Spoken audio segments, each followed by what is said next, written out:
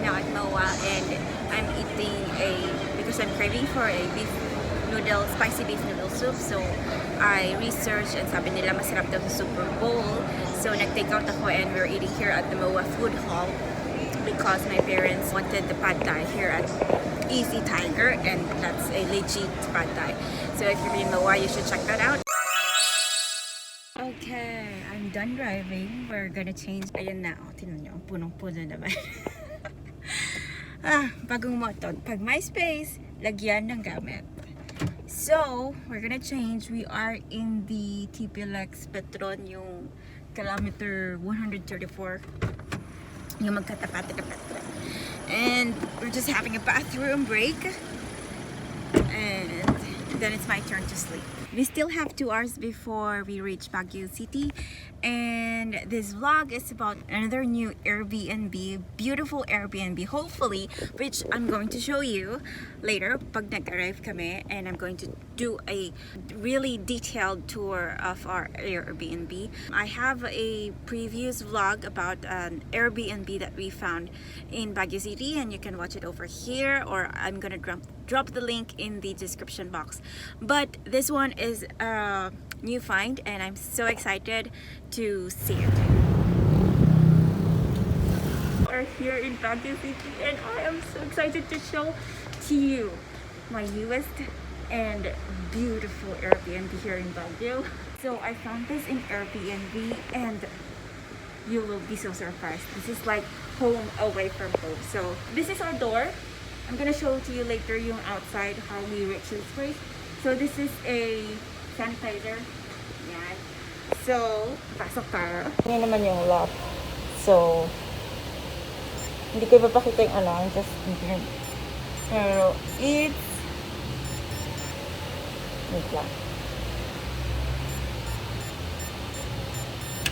Okay, we are in. So that's touch keypad, and this is our home. So I don't have a videographer, so pagpasensya nyo na yung POV nito. This is our sala set or living room, and we have this ceiling to floor to ceiling window, though walang view, but I mean it's so pretty, like so minimalist. The stove is induction. We have a full kitchen here. So, tingnan natin lahat ng shelves, may plates na, merong cooking utensils and plates and forks, dito cups and glasswares. Oh, so this is the electric now. And then we have a microwave, so shiny. They have a tip box over here. Maganda yung kanilang faucets, and then my rice cooker, and then down here merong mga pots and pans, placemats, everything you need to cook foods. And we also have a mini refrigerator. And then moving here, we have our dining table, because dito sa Baguio is malamig naman. They just provide electric fan. They also provide free water. So them if they will refill this if ever maubos yung water, and they said yes, free of charge. So that we have a huge TV over here. This is the first door. This is the bathroom. So I have a huge mirror over here. Oh my goodness, ang ganda. We have a bidet. Oh my goodness, thank you Lord. We have a bidet.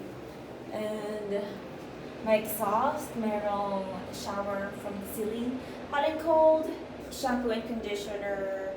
So we'll try that out later. My towel rack. Nirefillan din daw nila ang tissue. So basically everything you need in a hotel room. We have a clock over here. And then this is the second door. We have 2 bedrooms on this suite. So let's look. This is my room. So yeah. So we have a closet over here, my hangers, and then my mirror. So that's a big plus for a girl's room.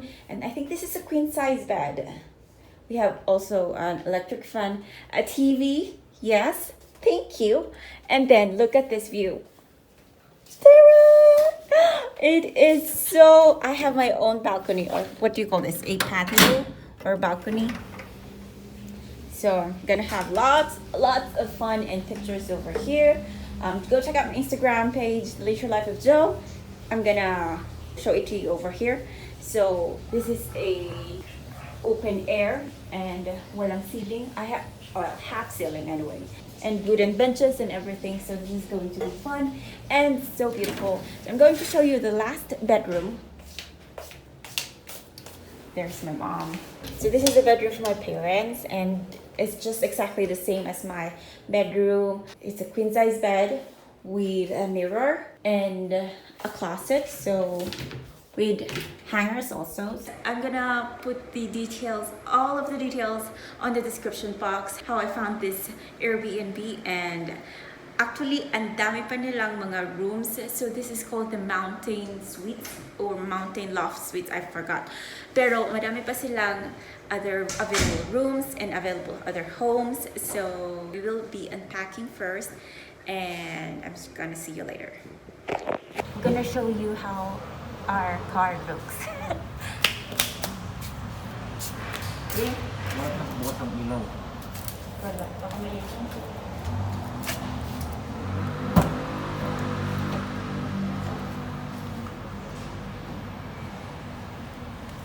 Wow! Oo. Dalawang babae lang yan.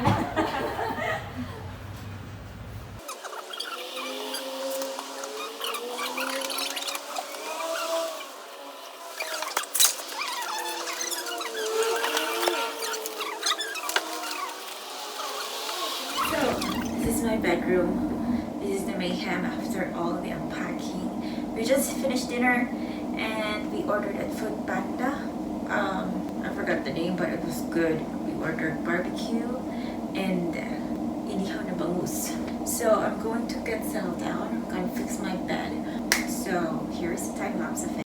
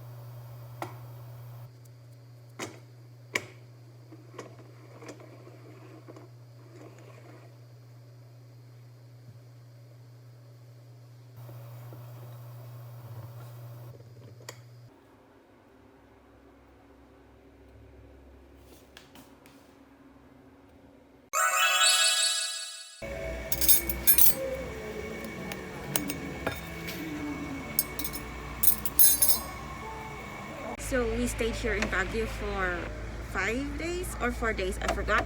Meron kaming conference na inattendan and we are so tired. Right after I woke up, I just took a shower and then put all the things in the car and then pack up and then went here at Hatch. This is the top one cafe here in Baguio City. If you haven't watched my vlog about cafe here in Baguio City, I'm gonna link it down up here and then up down below in the description box.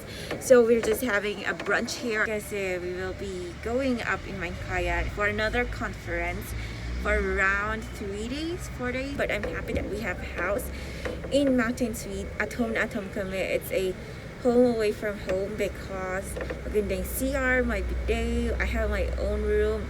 The internet is really very good. Fast siya. My Netflix yung TV, hot and cold and shower.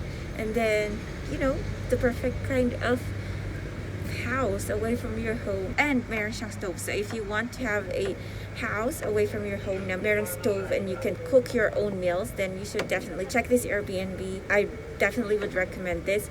Yung lock nila is parang yung sa mga Korean movies, yung the keypad. There's just one incident nung papasok na kami last night namin, parang naubusan natin ng battery, so we have to call the caretaker. We have to wait for an hour, but naayos naman nila agad-agad. They just have to change the battery. Yun lang ang aberya dun sa Airbnb na yun. Pero all in all, if you have a great stay, I would definitely recommend this to everybody who will go to Baguio. Actually, marami silang rooms na kinds, and I'm gonna link their Facebook account and you can check them out, or you can also check their Airbnb. So that's it. I'm going to end my vlog here. This is just all about the Airbnb. I'm gonna end it here. Don't forget to subscribe my channel, like this video, and comment below if you have already booked that Airbnb. I think I have to see you in my next vlog. Bye!